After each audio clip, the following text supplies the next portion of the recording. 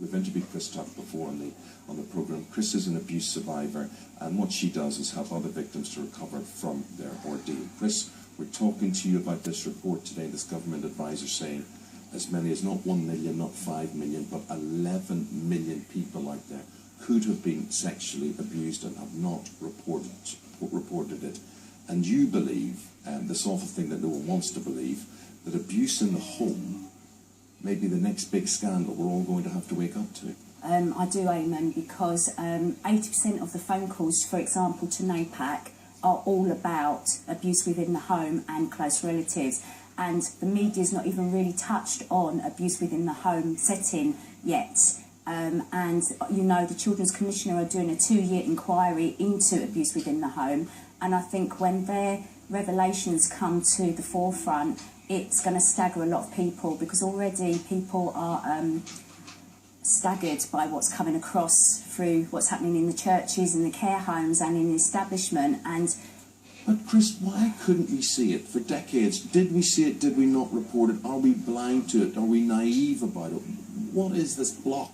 I think it's just such a hard topic to even speak about, just like cancer was years ago. No, cancer, the word cancer frightened people, and now cancer is talked about every day by everybody. And I think abuse is the unspoken cancer within society, and it needs to be spoken about so that people can actually start taking away the secrecy around abuse and start opening up about the abuse that they have suffered, so they can get the help they need. It exists because of secrecy. Absolutely, it does. From your own experience, I know that you speak out and you help other people that, like you, have survived abuse. Why is it, do you think, that it has gone unreported, that there is this 11 million people that haven't come forward and spoken to the authorities?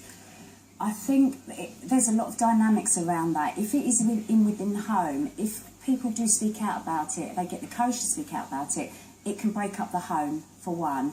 And I think people are just frightened, and everybody around them as well, they don't want to talk about it, they don't want to be associated Chris, with abuse. Who do you talk to about it, right? So if you talk about this and you say, this happened to me, and goodness knows you lived with what happened to you, then one stage in your life when you became a mum, you had a nervous breakdown, yeah. And it all come out. It doesn't go away, whatever drawer, whatever compartment you put it in, it's always there. It's always there, yeah. So you go to seek help. On the NHS, what's available, for instance? When I went for help, I was put on a waiting list, and then I was given 6 sessions, and those 6 sessions I just spent crying my eyes out, and there was no integration from the counsellor therapist to me about what was going on. She never got out of me what was going on in my life. So from my experience, I then just went away and just got on with my life until I had another blip, and then I started looking into it myself about how I could heal myself.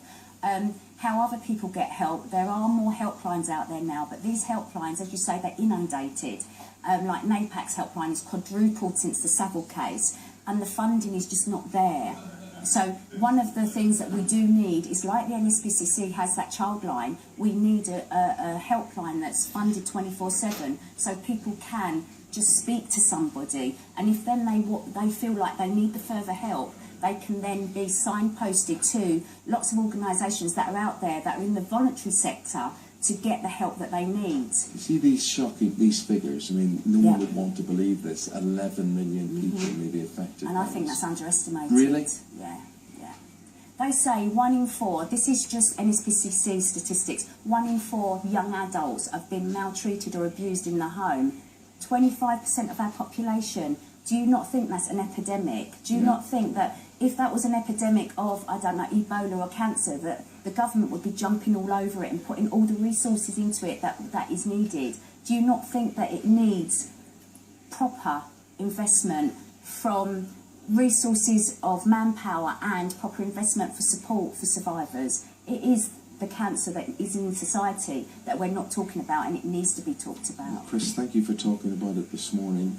Continued success with the good work that you do. Thank you, Eamonn. And very, very brave you do. People want to get in touch with you. You have a website, don't you? I do. It's survivors-of-abuse.org. Thank you very much indeed. Thank you. You're welcome. We head to the break. Jack.